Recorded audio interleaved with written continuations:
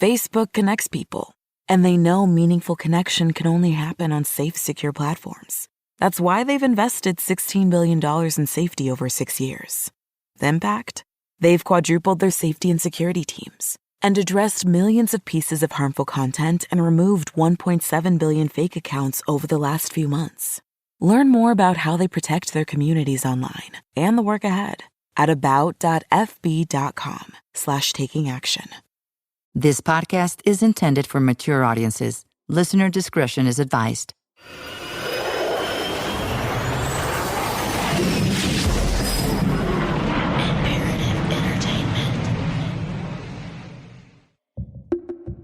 A quick note.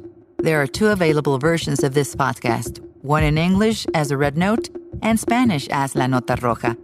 If you would prefer to listen in Spanish, you can do so by searching for La Nota Roja in the same podcast app where you downloaded or streamed this episode. The femicide in Juarez is an important story that has never been presented in this way before. To allow English-speaking audiences to hear testimony from families of the victims and Mexican investigators and journalists who studied these events, some interviews have been translated into English by Mexican voice actors. From Imperative Entertainment, this is The Red Note. Let's begin the program.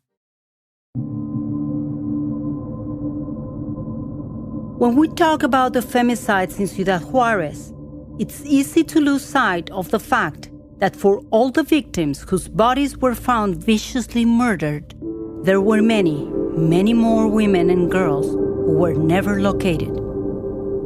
We say that these women are disappeared. The word originated in Argentina during the country's dirty wars of the 1970s, referring to individuals who were literally disappeared by their government. Many of these disappeared women were undoubtedly victims of violence, their brutalized bodies dumped on the outskirts of the city, waiting for someone to discover their bones in the desert. But it was also likely that a significant percentage of the disappeared women were sold into sexual slavery by Mexico's organized crime groups. For the families of these women and girls, the pain of losing a daughter is compounded by their new life in the not knowing, filled with unrealized but unquenchable hope, a daily struggle to banish waking nightmares of what was done or being done to their girls. One of the men who pioneered sex trafficking in Mexico was Amado Carrillo Fuentes, who had led the Juarez cartel since 1993. In July 1997, Carrillo Fuentes died in Mexico City during what was rumored to be a plastic surgery operation to hide his appearance from authorities. Ricardo Ainsley is a professor at the University of Texas at Austin and the author of The Fight to Save Juarez. When Amado Carrillo Fuentes started becoming such a powerful presence in the organized drug trade in Mexico, he was very innovative and he created some distribution mechanisms, flying product from Colombia to the border on planes. And that made him an extremely successful businessman. During the golden years, shall we say, of the Juarez cartel, Juarez was actually a pretty safe city. Carrillo Fuentes and his people walked freely in the city. They were seen at restaurants. They had their families there. Back then, the Arellano Felix organization from Tijuana was a toll gate that controlled the drug smuggling routes in Southern California. It was founded by former Sinaloa police officer Miguel Arellano Felix Gallardo. They created the first drug trade organization in partnership with the Carrillo Fuentes brothers from Juarez, Chapo Guzman from Sinaloa, and the Gulf Cartel and Zetas from Tamaulipas. Together, they controlled the 2,000-mile border with the United States. By 1998, the Juarez cartel was heavily involved in female sexual exploitation, along with the drug trade and human smuggling. Carrillo Fuentes, by that time, had secured the services, shall we say, of the municipal police as a kind of an armed wing. And so things were really under control for Carrillo Fuentes. The other organized crime groups like the Sinaloa cartel, the Gulf cartel, and these other groups, there was a kind of a pax mafiosi, if you will. Everybody had their own lanes, and as long as you stayed in your lane, things were fine. If Sinaloa needed to move product through Juarez, Carrillo Fuentes got a piece of that. And that's also partly what made it a particularly low violence time. The Lord of the Skies, as Carrillo Fuentes became known, had been an important mediator between the competing interests of the four cartels and a vital liaison between these organized crime groups and the government. El Señor de los Cielos, quien formó un imperio traficando cocaína con sus aviones. Según la policía, fue asesinado por los médicos que lo operaban. Le aplicaron una dosis mortal de un anestésico. The drug lord's death would eventually spark a surge in violence in Juarez as the 7 heirs of his cartel fought viciously amongst themselves for control of the organization, while the Sinaloa Mafia began a war to gain territory in Chihuahua. Journalist Julian Cardona. Amado Carrillo's goal was to maintain a calm city because he knew that a drug dealer who is known by his name is a lost drug dealer. Drug dealers don't like violence. Why? Because it raises the amount they have to pay in protection money. When Amado Carrillo Fuentes died, we started to see unprecedented situations. Restaurant executions, intersection executions, and all kinds of people were executed, even veterinarians. The most unimaginable professions begin to appear in the crime reports. What was broken was this code of silence he had imposed to keep the city calm or with apparent tranquility. This is episode 4 of The Red Note, Hunting Monsters. My name is Lydia Cacho.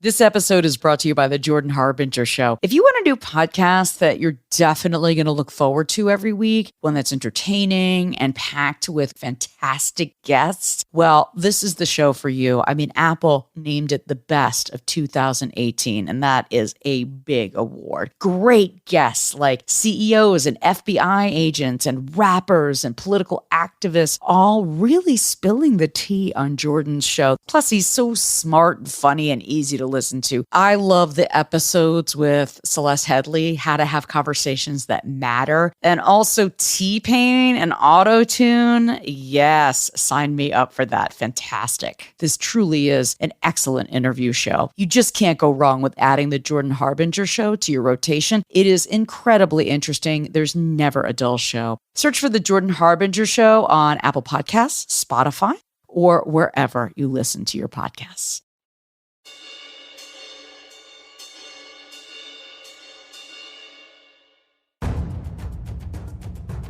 Six months after it was launched, the Special Task Force to investigate the femicides in Juarez was doing little to deflect criticism away from officials and their handling of the investigation. The unit had undergone a rapid turnover in leadership. 3 successive special prosecutors had been appointed to lead the task force over 6 months, with little progress to show for their work. Attorney General Arturo Chavez was under pressure to deliver results. In early 1998, Chavez reached out to a former FBI profiler, Robert Ressler, for assistance in the serial murders investigation. After 2 decades at the FBI, Ressler was a bona fide legend. He had helped found the Bureau's Behavioral Science Unit in the 1970s. Ressler interviewed dozens of serial killers, including Ted Bundy, Jeffrey Dahmer, and John Wayne Gacy, and wrote several books based on these interviews. He literally invented the phrase serial killer. According to journalist Diana Washington Valdez, former Governor Francisco Barrio, we were told by some people that were close to him, wanted to solve these murders. He wanted to get to the bottom of them. You know, this is, after all, he's the governor of a state that's getting constantly dragged into negative headlines and given a black eye, and they're concerned about hurting business and just the overall image. And also that would reflect on, his ability to govern as well.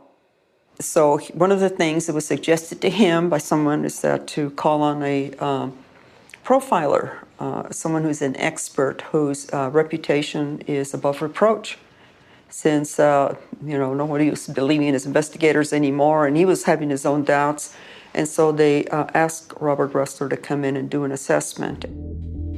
Ressler reviewed the case files on the femicides and met with Chihuahua State Police to advise them on the investigation. He also traveled to El Paso, where Washington Valdez writes that he met with police officials to discuss the Juarez serial murders. Ressler was not asked to investigate, per se. He was given case files to review and then to present his opinion over what he thought was going on, And that is basically the technique they use. These are the case files you can look at. You're not going to the crime scene. He did try to do some, exploration on his own. He went to different places. People told him this is where they found bodies and blah, blah, blah. In June, Attorney General Chavez called a press conference where Ressler would present the results of his review. An individual, a shrewd, clever serial killer, taking advantage of crossing the border, doing his deed and coming back, leaving no clues behind. It's just a very much of a reality, one that has to be considered. Ressler said that the killer or killers were probably male and Hispanic, which made it easier for them to blend in Juarez. Oscar Maynez wasn't so sure. Maynez had resigned from his post as a forensic pathologist with the State Attorney General's office in 1995 to pursue his master's degree in the United States. 2 years later, Chihuahua officials asked Maynez to return, this time as head of the state's forensics unit. Well, I'm originally from Ciudad Juarez. I went to get a master's degree. Then I finished studying and came back. I got some job offers in Monterrey, but I'm from here, so I came to Ciudad Juarez precisely to restructure the expert analysis department of the prosecutor's office.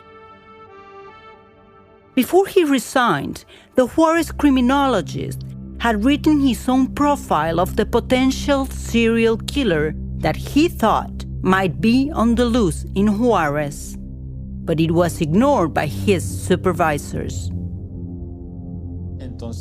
Ressler comes and tells us that the typical serial killer is a 20 to 22-year-old Anglo male. He didn't say that it was actually happening. He said it probably is an American who comes here to murder because the typical serial murderer has these characteristics, blah, blah, blah, blah, blah. Ressler's conclusion that a serial killer was crossing from the U.S. to commit the murders in Juarez was unlikely minus felt. This idea that it's an outsider that commits these heinous crimes is reassuring for us as a society, isn't it? No, it wasn't someone from here. If you looked at the places where the bodies were found, it's someone who's connected to the city. Part of the problem was that authorities had only given Ressler restricted access to the pertinent case files, and a translator designed to limit his access to dissenting voices in the city.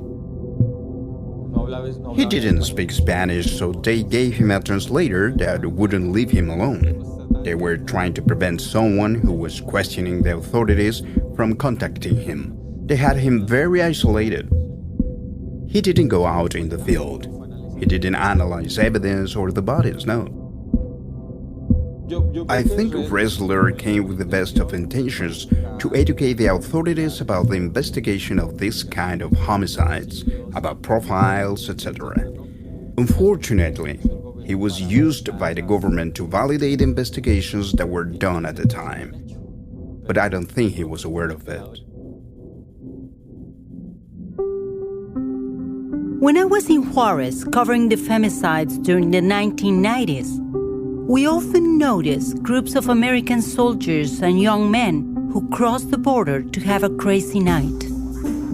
There were two important factors in the murder of women in Juarez that few investigators were considering at the time: the exponential growth of organized crime and the emergence of the domestic drug trade. The availability of liquor and prostitution in Juarez had been an important contributor to the city's growth during the first half of the 20th century. Until the city exploded with violence in 2007, Juarez remained a popular party spot for Americans crossing from El Paso.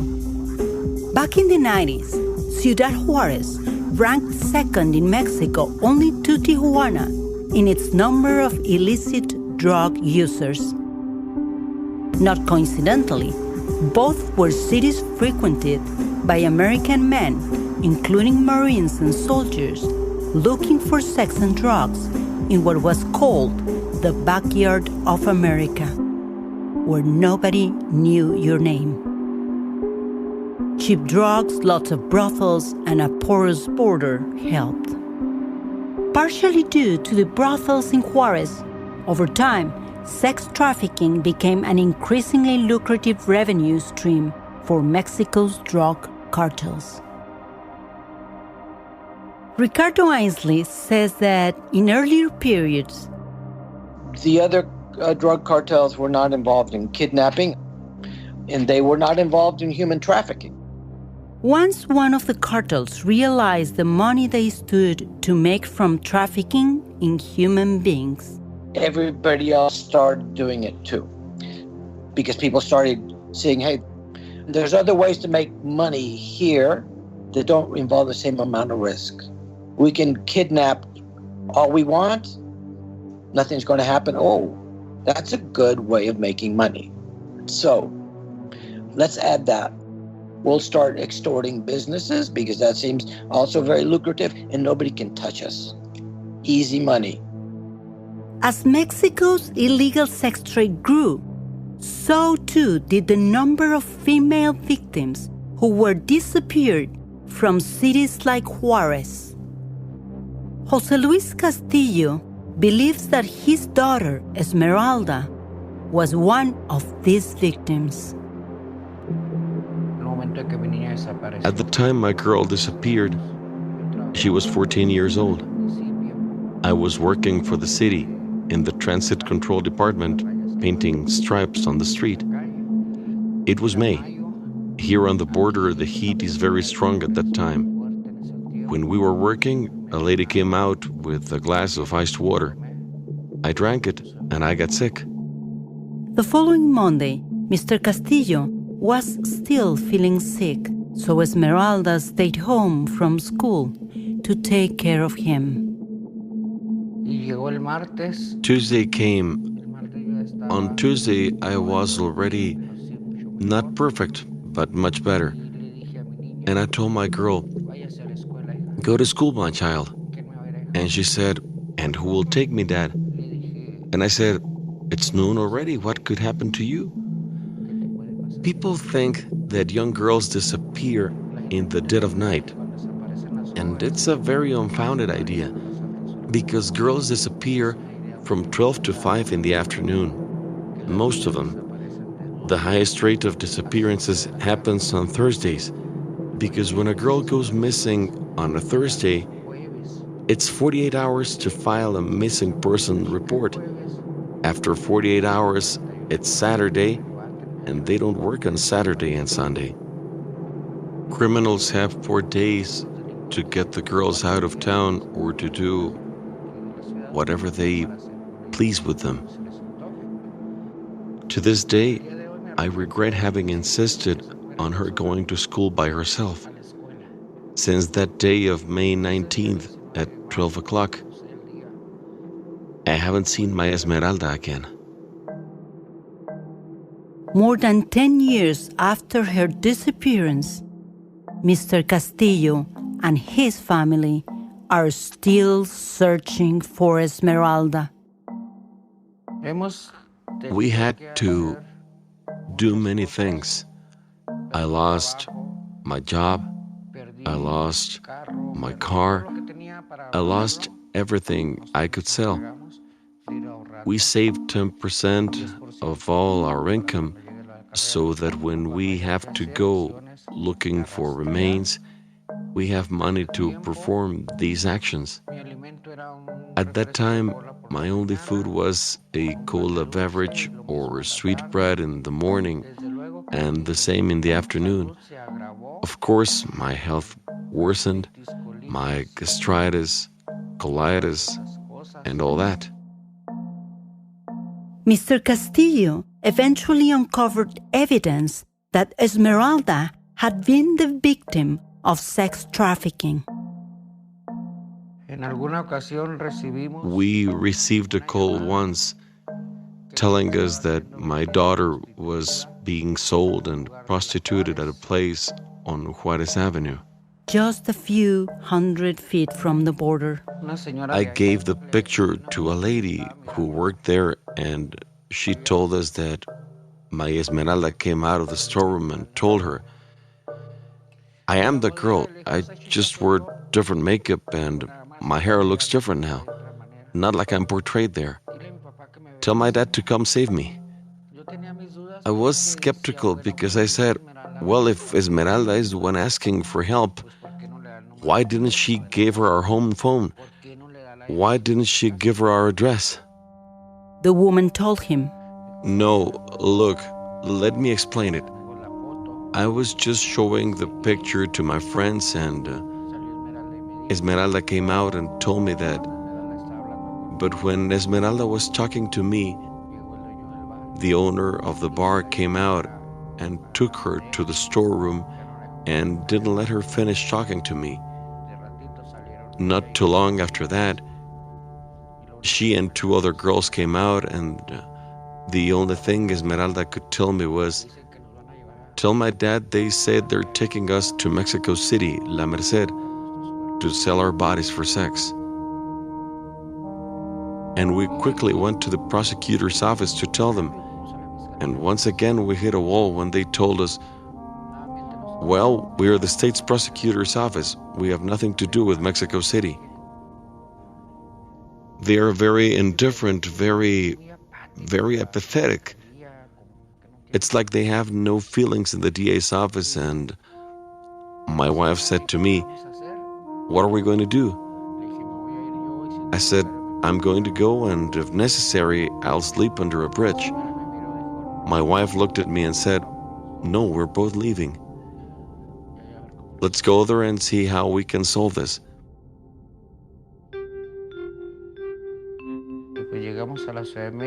Well, we arrived in Mexico City.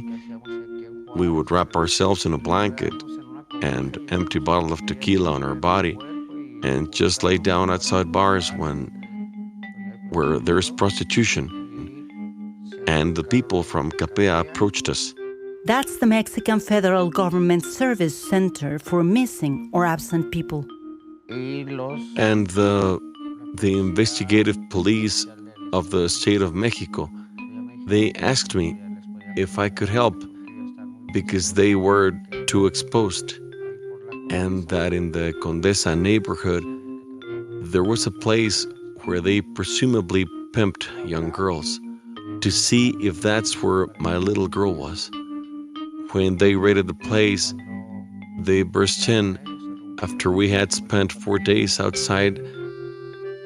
3 young girls were rescued, 1 from Chiapas and 2 from Oaxaca.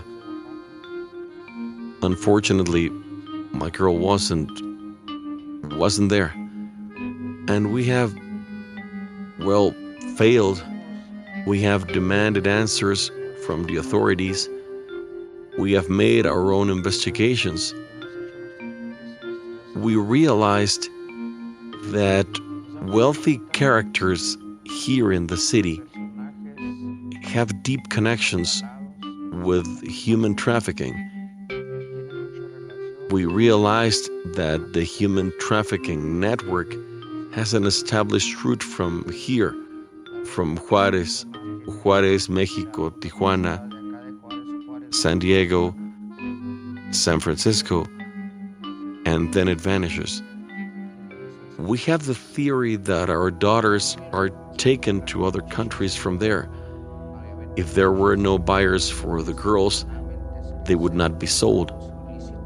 Unfortunately, it's the second largest illegal business and profits for organized criminal groups. And all our authorities said to us was, stop already. You've already lost 1 daughter. You want to lose another one? As Mr. Castillo continued his investigations, he began to receive threatening calls at home. I wouldn't dare to repeat the words they say on the phone out of respect for the audience and yourselves, but they are indeed frightening. And hearing that sometimes discourages you. It sometimes makes fear creep into you. But then I talked to my kids and we said, no, they just want to shut me up, because if they wanted to kill us, if they wanted to do something to us, they know exactly where we are and they could do it. All they want to do is to shut us up and make us give up on the fight. To tell you the truth, when I'm not being threatened at least twice a day, I think they're forgetting about me. That's why we're still here today.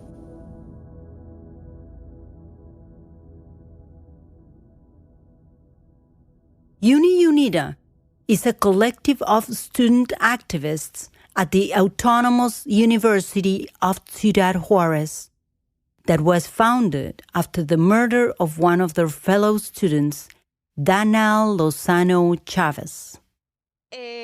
Well, there are so many problems supported, of course, by the drug trafficking, right? By criminal organizations that, are backed by the state, and and that apart from having society immersed in drugs or in the sale of drugs, well, there's also human trafficking, right? And there's how they kidnap girls from a young age and they take them to different places to sell them. Who purchases those bodies? Who supports the existence of this market? The United States blames Mexico in its political discourse because, well, they say that drugs come from here. But our biggest consumer market is the United States.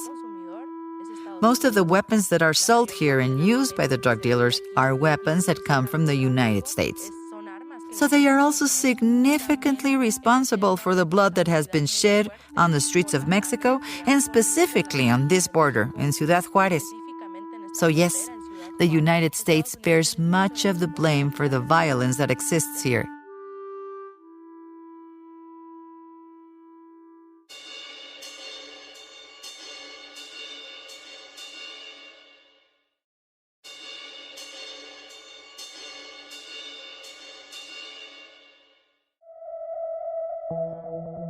On the campaign trail, pre-candidate Patricio Martinez promised that he could bring a halt to the violence in Juarez in 1 month if he were elected governor of Chihuahua.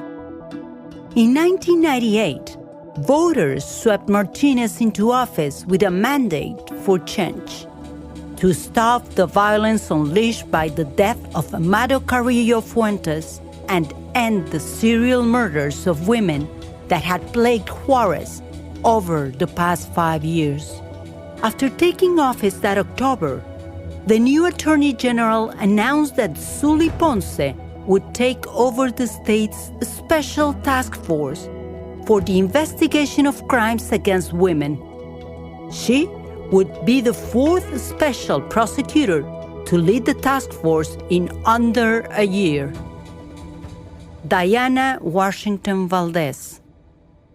The Mexican authorities, first of all, were certain that by appointing a woman special prosecutor, that would help the image of the authorities, because Suly Ponce would be seen as someone who could identify more easily with the families of the victims.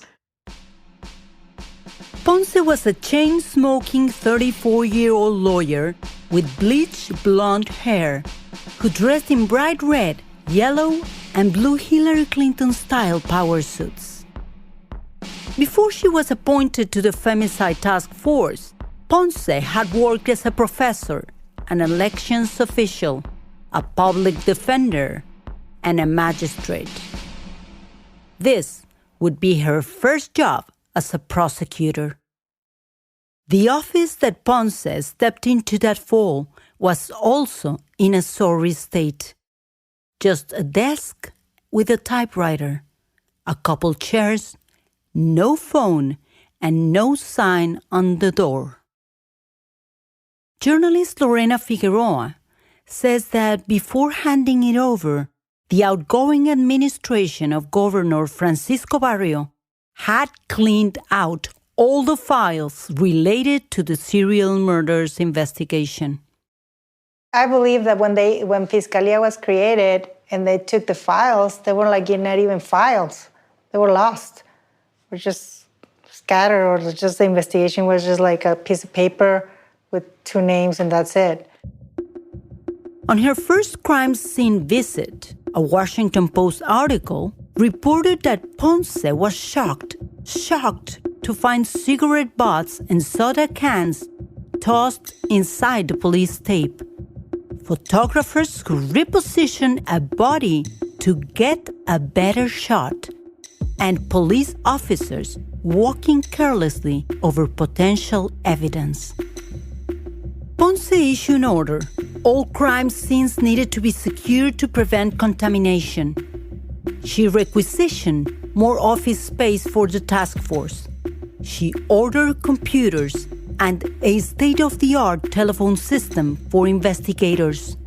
And she tried to instill a more respectful attitude amongst her investigators towards the families of the female homicide victims. Many women in Juarez were optimistic that Ponce's appointment would bring progress in the femicides investigation. But there were signs that the special prosecutor's promises of transformational change weren't all they were cracked up to be. Diana Washington Valdez. I have to laugh, but she in time really became like a character, a colorful one. She would use her staff to go on her personal errands, to go get the tortillas, go pick up her kids from daycare. We went to her office one time, a photographer and I think another reporter and I went there, and we saw a telephone. We didn't see any case files. We didn't see anything that indicated anybody was investigating anything. Their paperwork, nothing. Was just sitting there and posing for the camera and, telling jokes. And she used to go into the office and lay across her desk and just carry on, I think that she had people at her disposal, staff at her disposal that she could have called on at any time. You don't have to be the expert, but you have to be smart enough to surround yourself with the right people. So her staff, the ones that wanted to work seriously, realized that she was not going to lead them in that direction. She was there basically as a figurehead.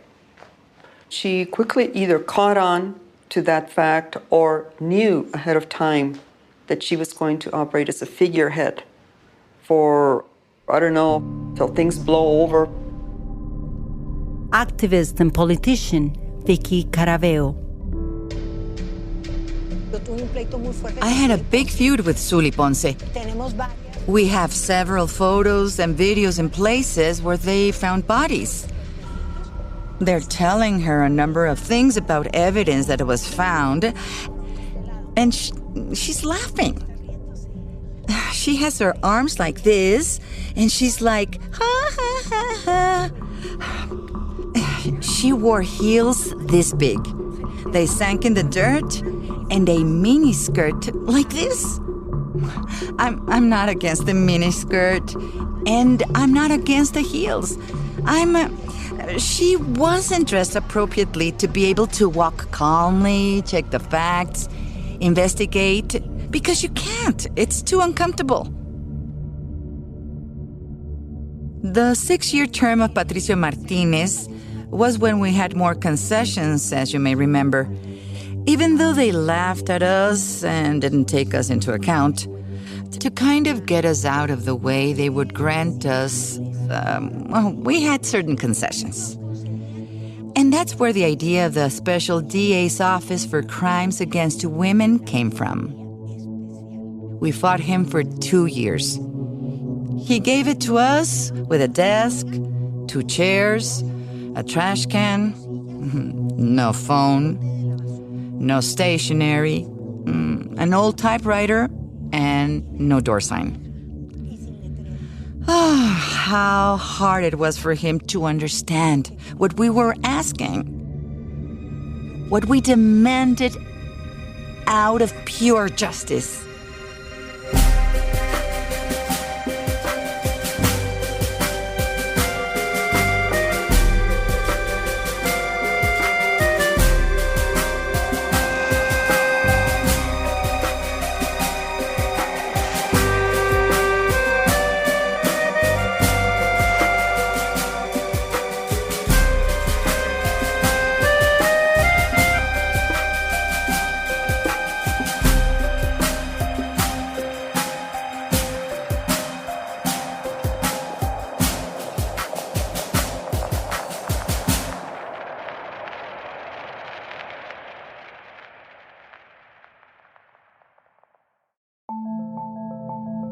The Red Note is a production of Imperative Entertainment.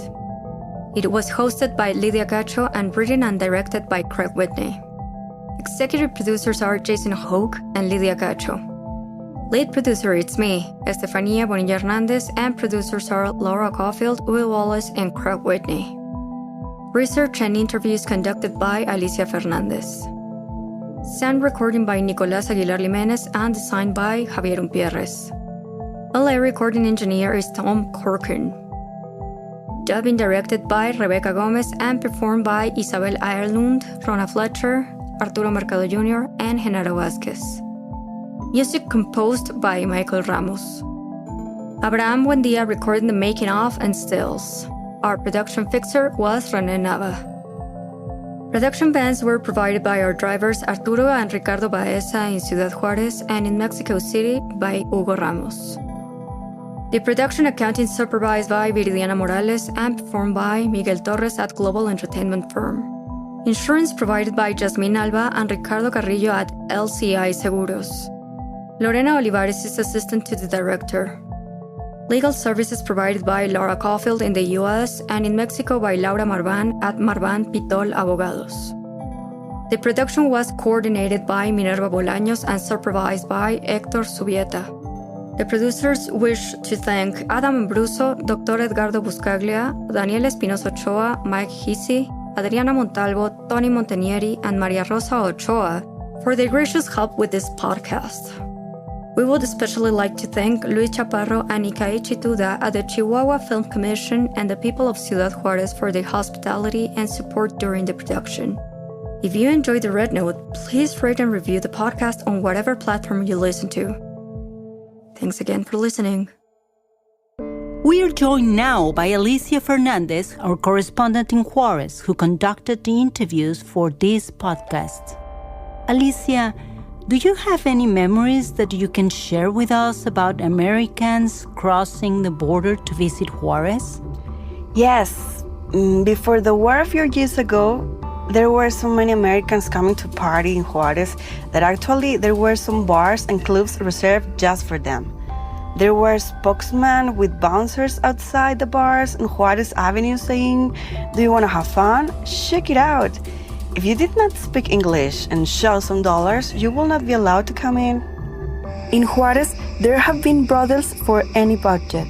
You could find places with mature women, foreign women, or very young girls. In some of them, you could see regular sex workers or strippers working, maybe to feed their kids or to survive. But in other ones, you could see young women with people around taking care of them. And during the drug war, some of these places became crime scenes. Thank you, Alicia.